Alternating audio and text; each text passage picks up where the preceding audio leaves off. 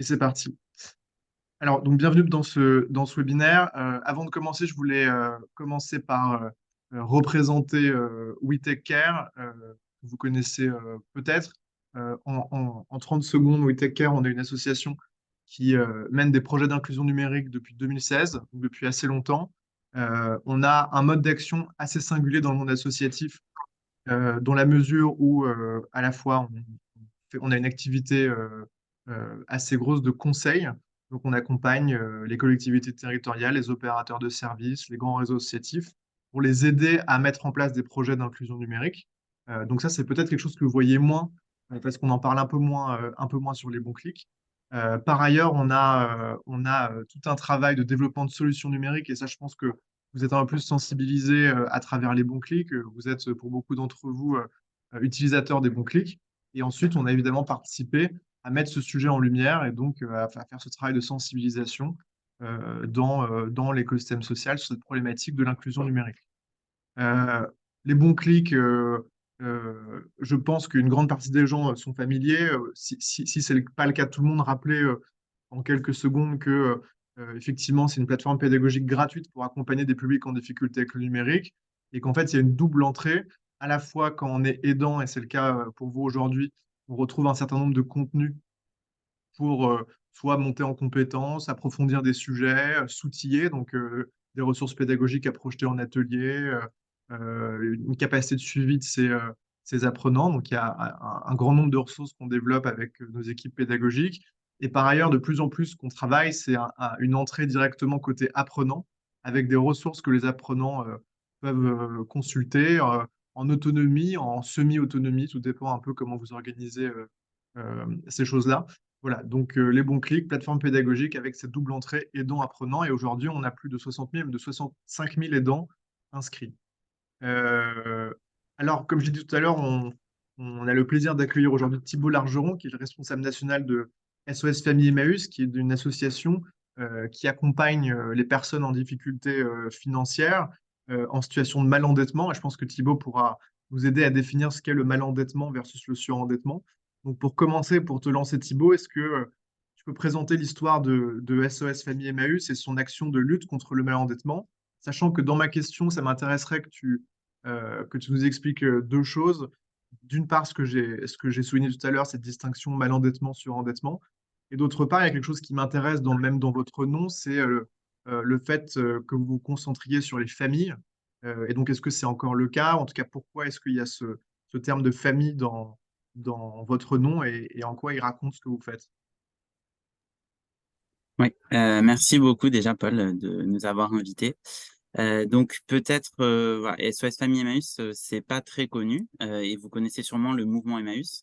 Donc le mouvement Emmaüs, voilà, grosse association de lutte contre les exclusions. On est né en 1949, impulsé par l'abbé Pierre. Et aujourd'hui, on continue et c'était dès la création, dès les années 50. L'idée, c'était de développer des solutions avec les personnes pour les sortir des exclusions et lutter contre toutes les exclusions. Et donc SOS Famille Emmaüs appartient totalement au mouvement Emmaüs. Donc les SOS Famille Emmaüs, c'est des associations qui accompagnent des personnes en situation de précarité financière, qui ont du mal à finir le mois ou voilà, qui ont besoin d'acheter une voiture, d'acheter un frigo et qui n'ont pas les moyens d'accéder au crédit.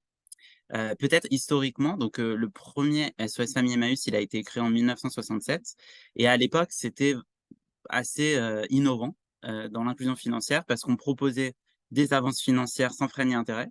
Le microcrédit personnel accompagné, ça a été voilà, mis en place par l'État en 2004, enfin plus tard. Et l'idée, c'était aussi de proposer des conseils budgétaires. Donc voilà aussi les points conseils budget qui ont été développés plus tard. Ben, Emmaüs, voilà, dès la fin des années 60, proposer des conseils budgétaires. Alors, on parle de conseils budgétaires et pas d'accompagnement budgétaire, parce que c'est que des bénévoles qui sont présents. Et l'idée, c'est vraiment ouais, d'accueillir les personnes, de les écouter. Il y a un gros rôle d'écoute dans les associations. Et ensuite, de voir avec eux, calculer leur reste pour vivre, vraiment regarder leur budget, mais de citoyen à citoyen, voilà, donner des conseils.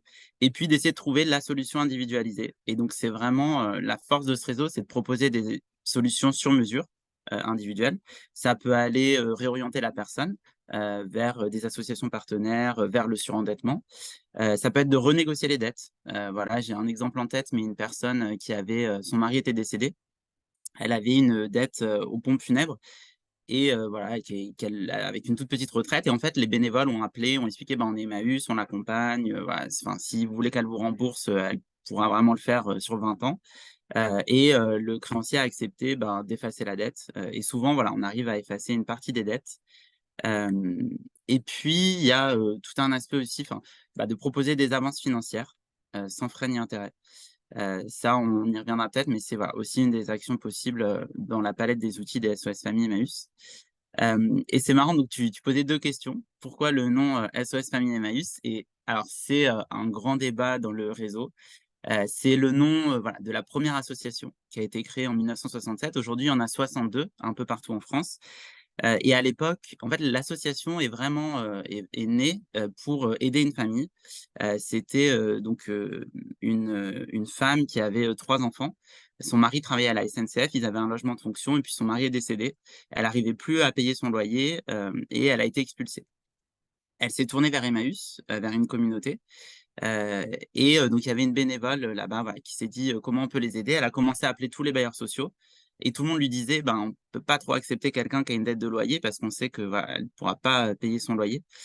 Et c'est comme ça que l'association est née. Donc à l'époque, c'était, voilà, plutôt pour les familles, pour les maintenir dans le logement, et l'activité a beaucoup évolué et aujourd'hui, si on regarde dans les publics qu'on accompagne, on est, à un tiers de personnes isolées, de personnes seules, un tiers de familles monoparentales, et donc 1/3 de familles, enfin, donc familles monoparentales et après c'est couples avec ou sans enfants.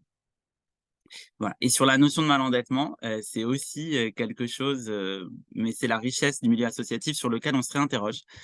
Avant on parlait de mal-endettement pour, cette idée, voilà, qu'on est dans une situation, instable. On a des dettes, mais en fait, peut-être que, là, dans le webinaire, on est nombreux à avoir des dettes, à avoir un crédit pour rembourser la maison. Mais cette notion de mal-endettement, c'était vraiment l'idée de se dire: «On a des dettes, auxquelles on ne peut pas faire face et on commence à choisir si on paye la facture de téléphone, le loyer ou, si on fait 3 repas par jour». Et l'idée, c'était, voilà, c'est, si le mal-endettement n'est pas maîtrisé, il conduit au surendettement, mais c'était une situation qu'on pouvait encore changer, qui était réversible. Et aujourd'hui, le réseau, voilà, dans les années 2020 là, depuis quelque temps, on se questionne et il y a quelques mois, on a fait un grand événement, on a réfléchi sur la question et les bénévoles, voilà, trouvent ce terme peut-être aujourd'hui un peu désuet. C'était un terme qui était très présent dans les années, 2010, avec Borloo et cetera et aujourd'hui, les bénévoles se disent: «Mince, en fait, c'est peut-être, il y a peut-être une notion de jugement dans le mal-endettement». Et aujourd'hui, le réseau, voilà, a envie de parler plutôt de budget contraint. Il travaille beaucoup sur la mobilité contrainte aussi.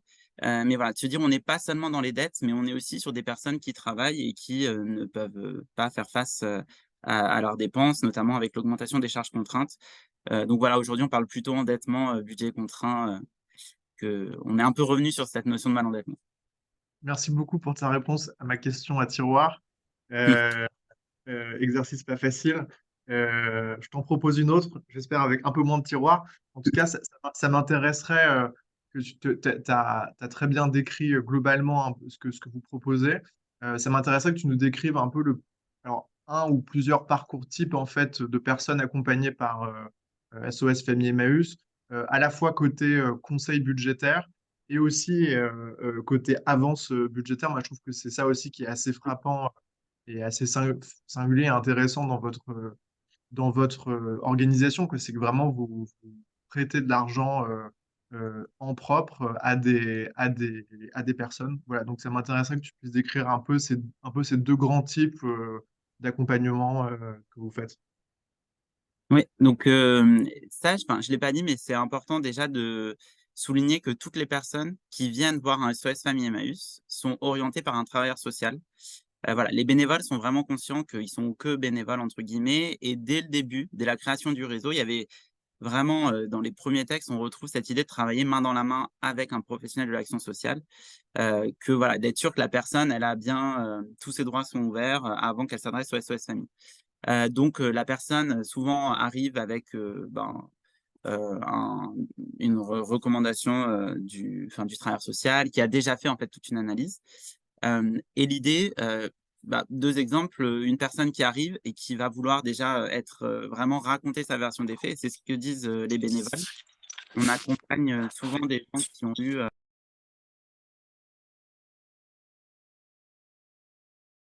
Attends, Thibaut, pardon, je crois que ton micro a été coupé. Je te réactive ton son. Désolé. ah oui, Ah, pas de c'est bon, souci. pardon. Vas-y, vas-y. Pas de souci. Donc, les personnes qui viennent nous voir, elles viennent, suite à un accident de vie, j'imagine, bon, comme, toutes les structures ici. Ce qui est voilà, la plus-value vraiment du réseau, c'est d'avoir un temps, d'écoute presque infini, comme c'est des bénévoles. Et les bénévoles me disent, des fois, il y a une personne, voilà, qui vient chaque semaine raconter, en fait, raconter, avec ses mots et comment elle a vécu, par exemple, la perte d'un emploi, le décès d'un proche et ce que ça a eu impacté sur son budget. Voilà et donc elle se confie beaucoup et ensuite le SOS Famille va reprendre avec elle les 3 derniers, relevés bancaires, voilà pour vraiment faire le point sur son budget, voir, ben, tout, voir ses revenus, toutes les dépenses, s'il y a des dettes et cetera. Et des fois, en fait, ça suffit, voilà, de prendre le temps de démêler aussi, c'est quoi, les frais bancaires? Est-ce qu'il y a un maximum? Est-ce que voilà, là j'ai eu, 3 fois 8 € de frais d'incident, qu'est-ce que c'est? Comment ça marche? De les au fil du temps, les bénévoles, ils arrivent à détecter aussi, ben, une personne, qui viendrait, qui aurait une facture d'énergie, très élevée pour le type de logement qu'elle a et pour, voilà, si elle est seule. Donc ça, ils arrivent à dire: «Bah, attendez, là, il y a peut-être un problème», par exemple, détecter une fuite d'eau et cetera. Et à contrario, ils arrivent aussi à détecter, bah, des personnes qui ont des factures très, très faibles et qui, en fait, ne se chauffent pas l'hiver, par exemple. Et donc voilà, il y a tout ce travail, ben, de conseils, de dire: «Bah, attendez, là, vous avez un forfait à 50 €, est-ce que vous avez essayé de regarder d'autres offres? On peut regarder ensemble, vous pouvez peut-être économiser 40 €, vous augmentez votre stress pour vivre», et cetera.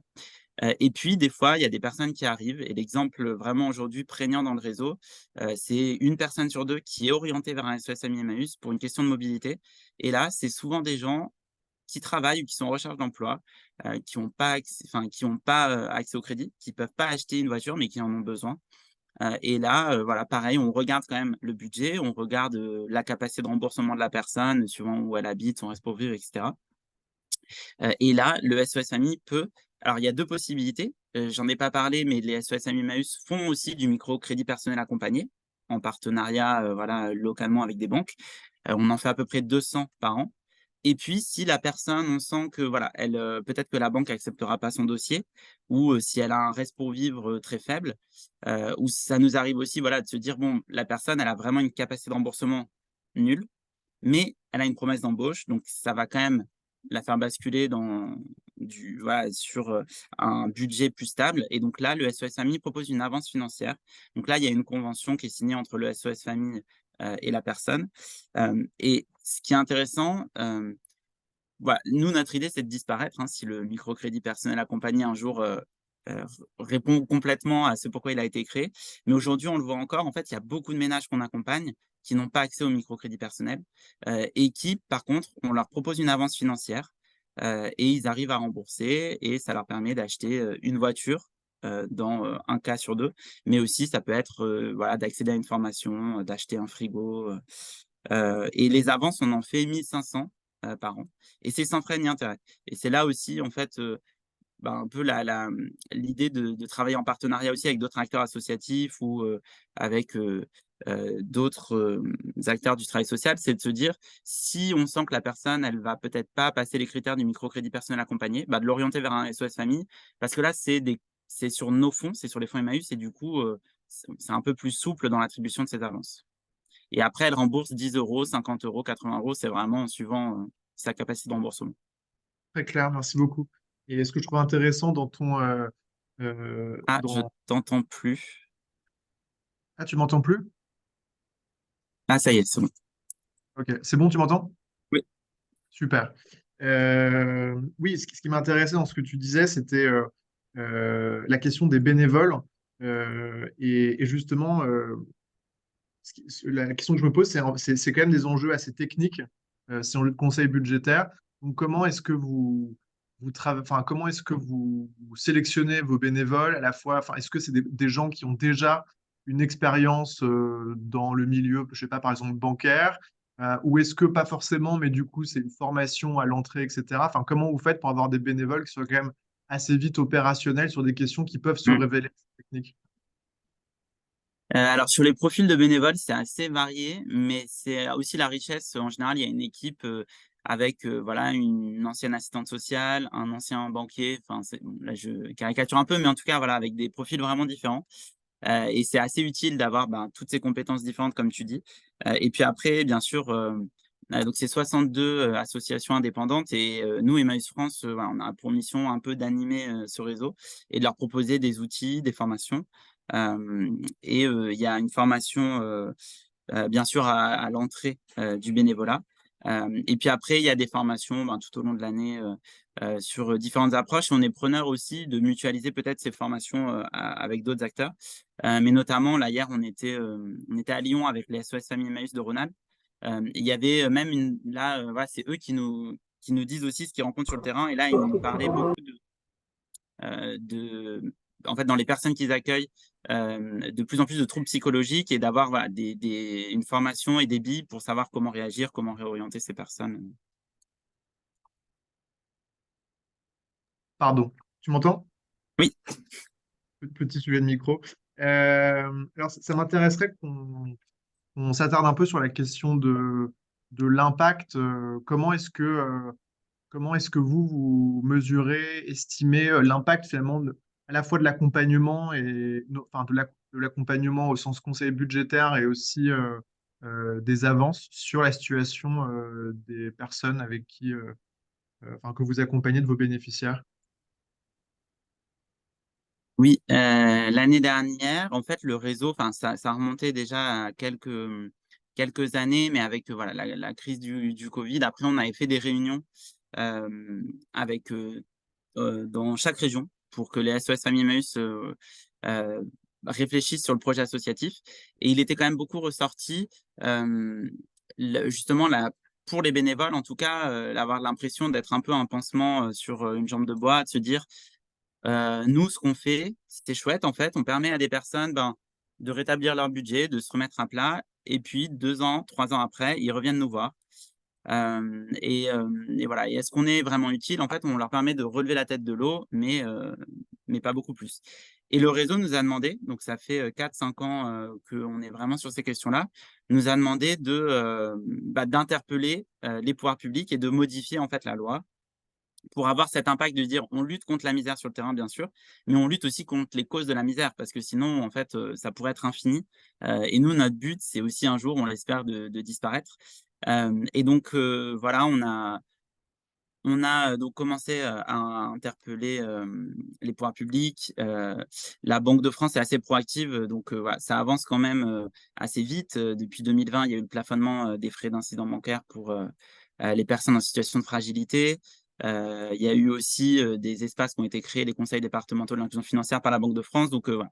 On est quand même, sur l'impact global, qui est plutôt positif et puis sur l'impact local des bénévoles. Donc on s'est dit: «Il faut quand même qu'on arrive aussi à valoriser leur action, parce qu'elle est très, très précieuse» et on a fait avec des sociologues, et avec un cabinet, qui nous a accompagnés, on a mesuré l'impact des SOS Famille Emmaüs. Et ce qui est intéressant, et ça nourrit aussi notre réflexion sur le projet associatif, c'est où c'est qu'on a un impact le plus fort, qu'est-ce qui ressort de cette mesure d'impact. Donc des personnes accompagnées ont été interrogées, des partenaires, les bénévoles.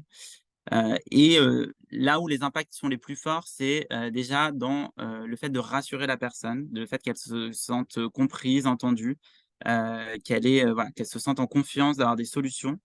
Il y a un impact aussi très fort, sur, prendre en compte, en fait, ce qui arrive et pourquoi on se retrouve à moins 200 € tous les mois, cette compréhension, en fait, d'où vient le problème.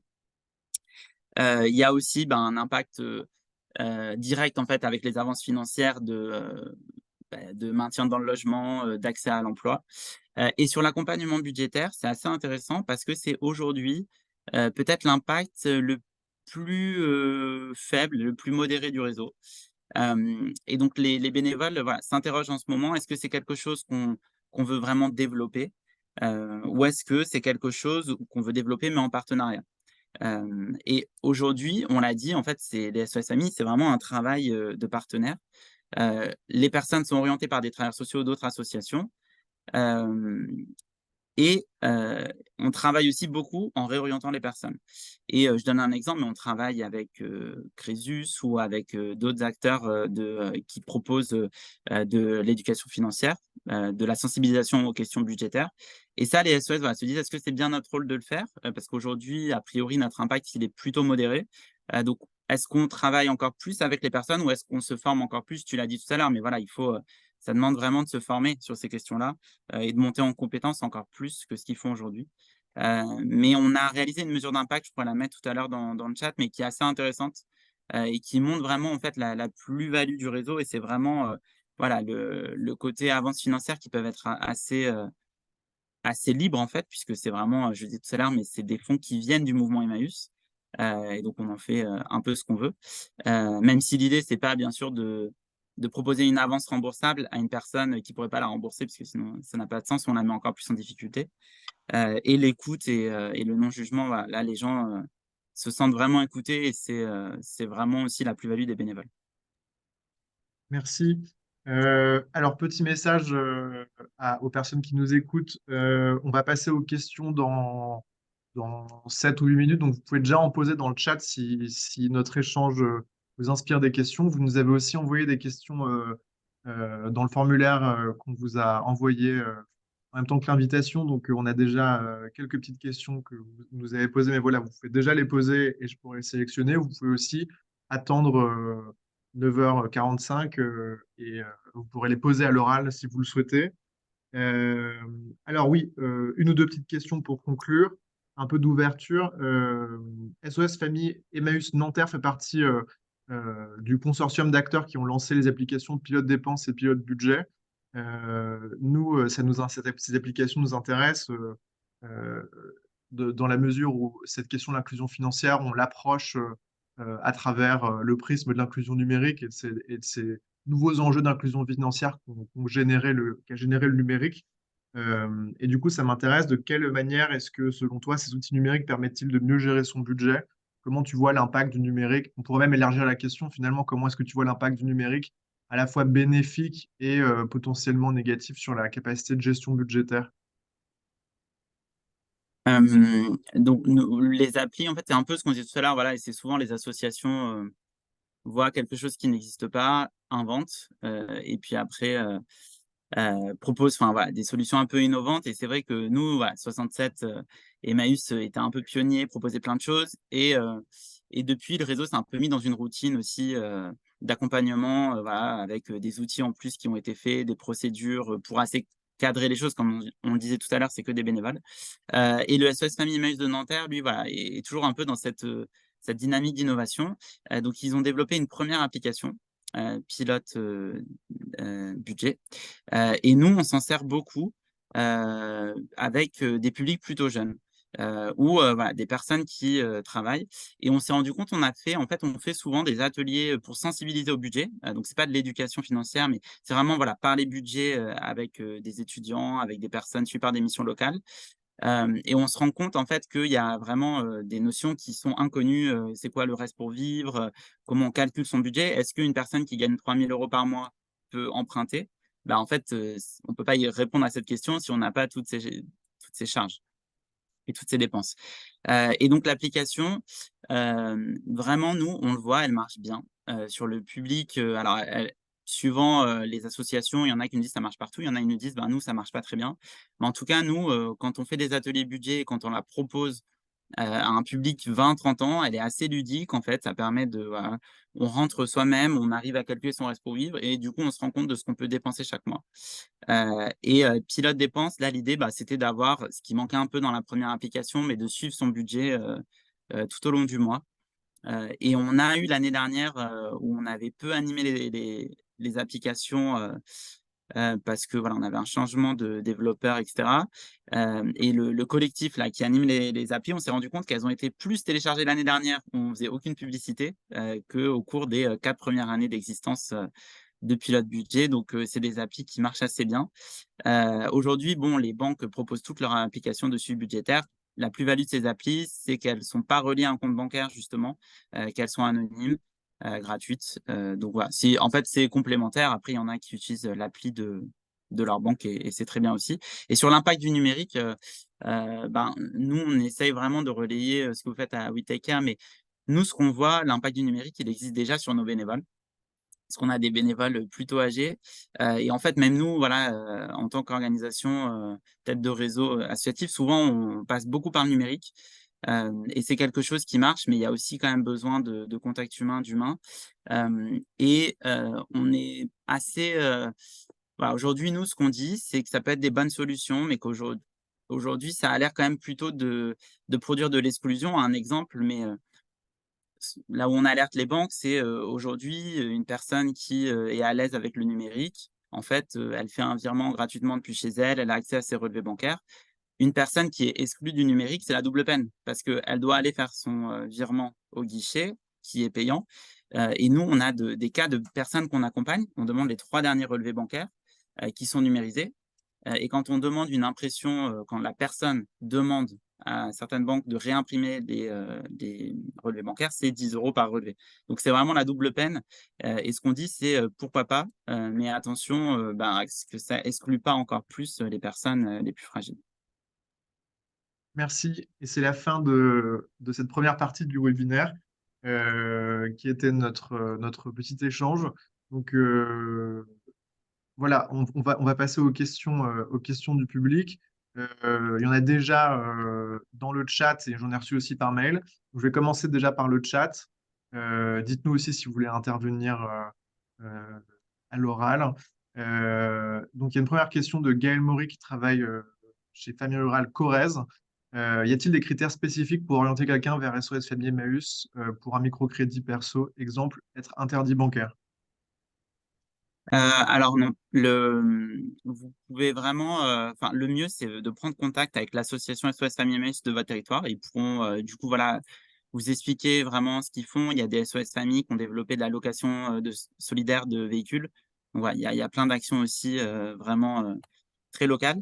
Mais l'idée voilà, c'est des personnes, bah, qui, hem, rencontrent des difficultés, financières, qui n'auraient pas accès au crédit classique, et donc là vraiment, enfin l'idée, vous pouvez orienter vers le SOS Famille Emmaüs. Il y aura toujours ce temps d'écoute, toujours ce temps de conseil budgétaire. Après, pour bénéficier d'une avance financière, là, ça va vraiment être au cas par cas.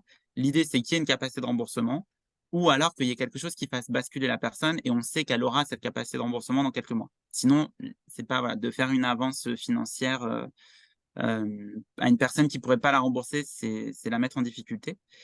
Après, ce qui est aussi, enfin, il faut pas oublier, ça reste le mouvement Emmaüs et on l'a pas dit, mais l'argent, en fait, des avances financières, il vient d'une boutique Emmaüs, d'une communauté Emmaüs, d'un comité d'amis Emmaüs, d'une structure Emmaüs du territoire.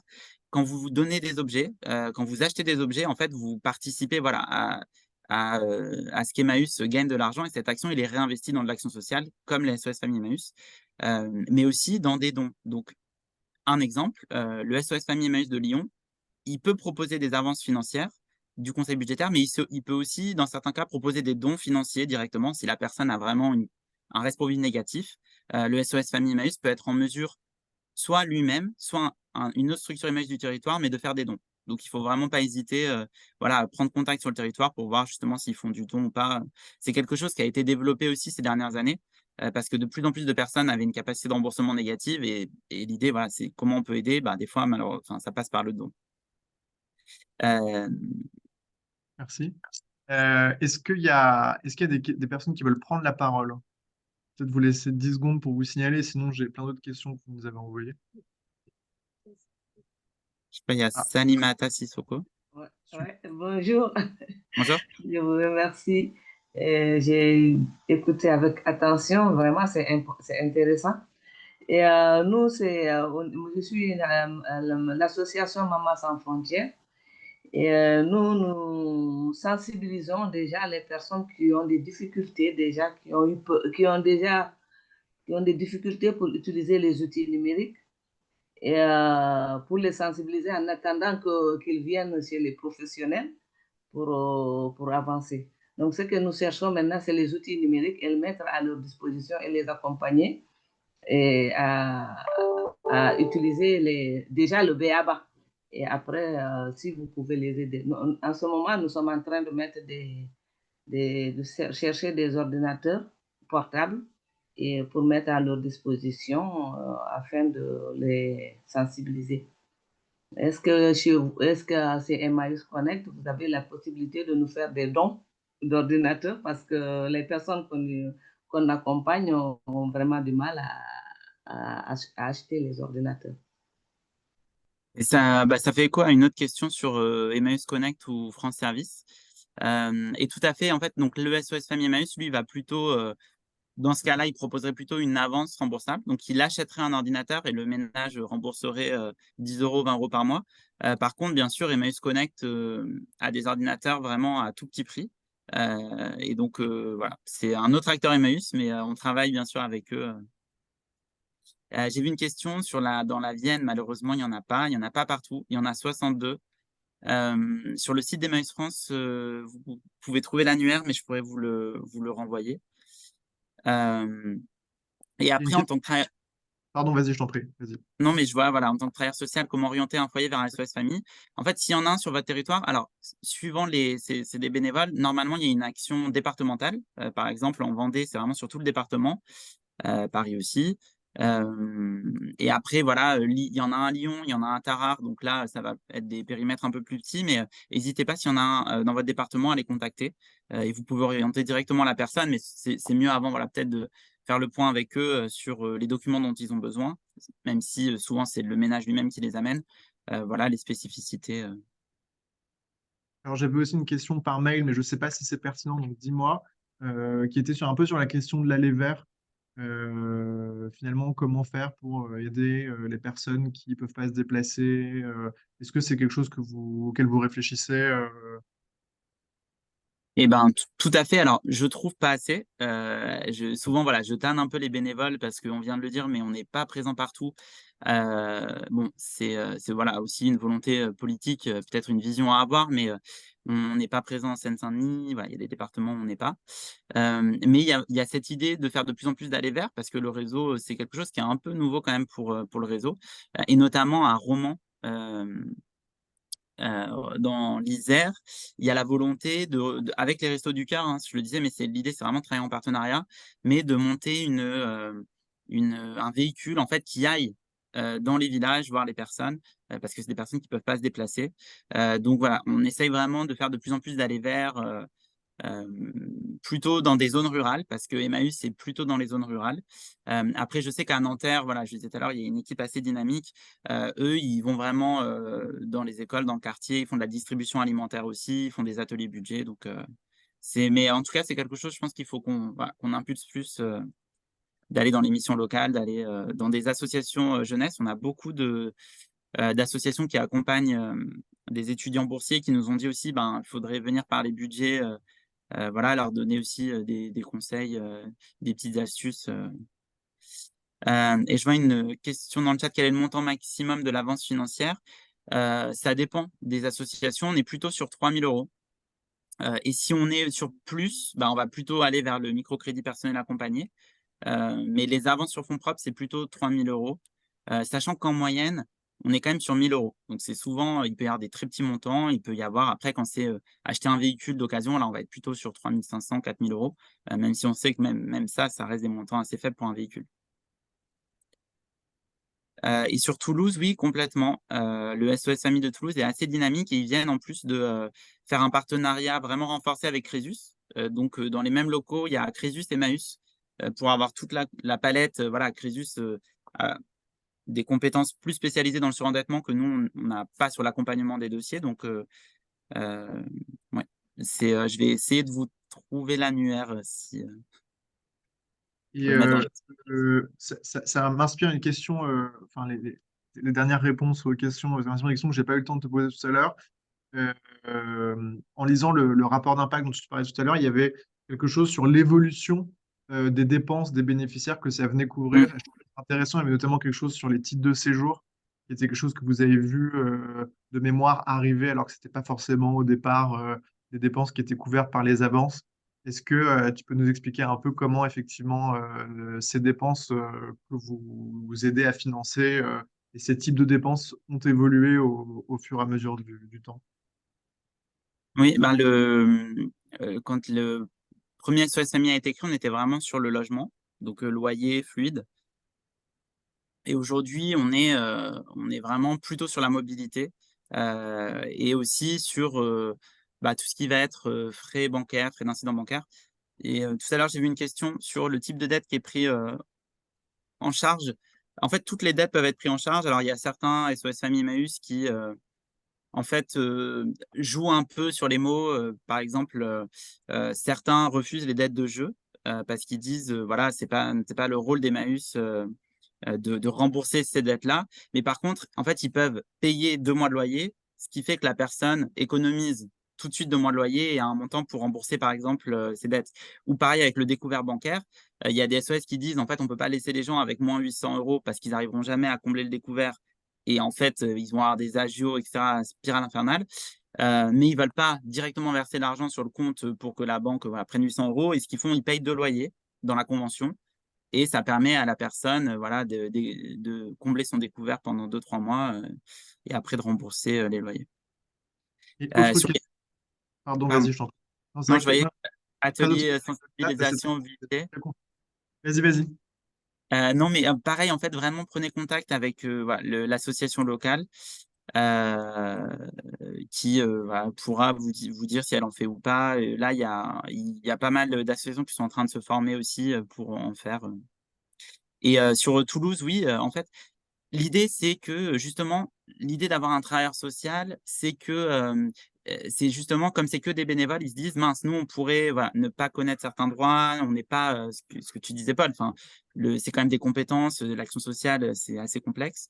Mais il y a aussi, d'autres associations, hein, peuvent orienter vers le SOS Famille Emmaüs. Enfin, c'est beaucoup, CCAS, Maison des Solidarités, mais ça arrive que les Restos du Cœur nous orientent quelqu'un, la Croix-Rouge, le Secours catholique, et donc voilà, hein, même en tant que travailleur, social, libéral, l'idée, voilà, s'il y a un bilan qui a été fait, et que le SOS Famille correspond, au contraire, hein, c'est vraiment c'est encore mieux, enfin le bilan a été fait. Question, ah, je ne sais pas si quelqu'un veut prendre la parole. Non. Euh, oui, j'avais une question un peu plus large que j'ai pas posée tout à l'heure, c'est sur la question du surendettement. Il y a eu récemment, il y a chaque année, la Banque de France qui publie le rapport de l'Observatoire de l'inclusion bancaire, et on voit que il y a une baisse qui se poursuit du nombre de dossiers de surendettement. Comment est-ce que toi tu analyses et lis ce chiffre? Comment tu l'expliques? Comment tu l'interprètes? Hem, alors ce qui est, étonnant, c'est que nous aussi, on a un peu une baisse de personnes qui nous sollicitent. Donc est-ce que voilà aussi bon, à une époque, il y avait SOS Famille et puis aujourd'hui, voilà, il y a 500 points conseil budget. Est-ce que c'est, lié à ça? En tout cas, la baisse de notre côté. Et sur le surendettement, hem, il y a, je pense, de toute façon depuis 2010 vraiment la loi Lagarde, je pense qu'il y a eu des grandes avancées. Et on voit, je crois que ça a été divisé, oui, par 3 depuis 2004, le nombre de dossiers, donc voilà, c'est plutôt positif. Et en France, bon, nous, notre rôle, voilà, en tant qu'association, c'est de toujours viser mieux. Il y a un peu l'utopie, mais on a quand même, des dispositifs aujourd'hui assez protecteurs, hein, que ce soit sur le plafonnement des frais d'incident bancaire, sur le surendettement, heu, donc et puis il y a des gens, je pense qu'on touche plus aussi. En tout cas, nous, on le voit, il y a des gens qui, ne passent plus par la case travailleur social ou nous, on a des partenaires, voilà, des travailleurs, des assistantes sociales d'une maison des solidarités qui nous disaient, «On a 1 mois de délai pour les rendez-vous» et en fait, voilà, c'est des gens qui, parfois, sont complètement hors radar. Mais donc ce serait assez intéressant de creuser cette piste. Voilà, nous, on se dit dans nos hypothèses, en tout cas, il y a ça, il y a des gens qu'on touche plus. Nous, dans les gens à qui on fait des avances, clairement, je pense qu'il y a des gens, qui, se sont reportés vers les Restos du Cœur, hein, qui eux connaissent une augmentation parce qu'ils sont plus sur rembourser une avance, ils sont vraiment sur, en fait, il me faut de l'argent pour manger. Hem Et puis après sur le depuis, les années 2010, enfin, il y a eu quand même aussi, on peut vraiment le saluer, enfin, les pouvoirs publics, il y a eu la création de l'Observatoire de l'inclusion bancaire, l'offre client fragile, plafonnement des frais et du QFI. Donc voilà, j'espère que c'est ça aussi qui contribue à cette baisse, mais je pense qu'en partie. Alors, on arrive au bout de ce webinaire. Est-ce que tu as un message finalement pour toutes les personnes qui nous ont écoutés aujourd'hui? À la fois, je ne sais pas, soit un message général, un message de collaboration avec SOS Famille Emmaüs. Est-ce que tu as envie de faire passer un message pour conclure ce webinaire? Ben vraiment, je vous ai mis voilà, l'annuaire dans le chat, mais allez voir s'il y en a un vers chez vous, sur votre territoire, et contactez-les. Je pense qu'aujourd'hui, ils sont vraiment en attente voilà, de plus de partenariats. Alors ça dépend au local, mais normalement, on a les fonds aussi pour pouvoir aider plus de personnes. Donc vraiment, contactez le SOS sur votre territoire. Et puis, vous pouvez aussi me contacter s'il n'y en a pas sur votre territoire ou si vous avez d'autres questions. Mais voilà, c'est un bel outil et on se voit vraiment comme un outil en fait, pour les partenaires, donc voilà, n'hésitez pas à nous utiliser, pour les personnes que vous accompagnez. Eh bien, merci beaucoup. Merci à toutes et à tous de vous être connectés. On vous a envoyé un questionnaire dans le chat. Ça prend quelques secondes à remplir et ça nous aide vraiment beaucoup à faire évoluer nos contenus. Par exemple, typiquement, ce café numérique avait commencé par un format 30 minutes. On est passé à 45 et là, vous nous dites encore plus longtemps. Donc, on va potentiellement passer à 1 heure derrière. Voilà, donc on prend vraiment en compte vos suggestions. Et aussi sur la question des horaires, c'est vrai que normalement, on a fait plutôt ça vers 11 heures, les webinaires, qui est l'heure qui semble le plus vous arranger. Mais voilà, typiquement, est-ce que 9 heures, c'est bien? Est-ce que vous préférez plus tôt, plus tard, etc. Ça nous intéresse aussi beaucoup. Puis c'est comme ça qu'on peut améliorer ce qu'on fait. Donc, n'hésitez pas à donner vos suggestions, à dire si vous avez apprécié ce format. De toute façon, on vous enverra le replay. Merci beaucoup, Thibaut. C'était passionnant et très Enfin, intéressant de rentrer dans le détail de ce que vous faites. Et voilà, merci pour ce partage. bah, Et merci à toi. je t'en prie. Et alors, vous pouvez retrouver beaucoup de webinaires, les bons clics. Je les ai plus en tête par cœur comme ça, mais on a plusieurs webinaires chaque semaine. Donc, n'hésitez pas à nous retrouver dans d'autres webinaires et bonne journée à toutes et à tous. Bonne journée, merci.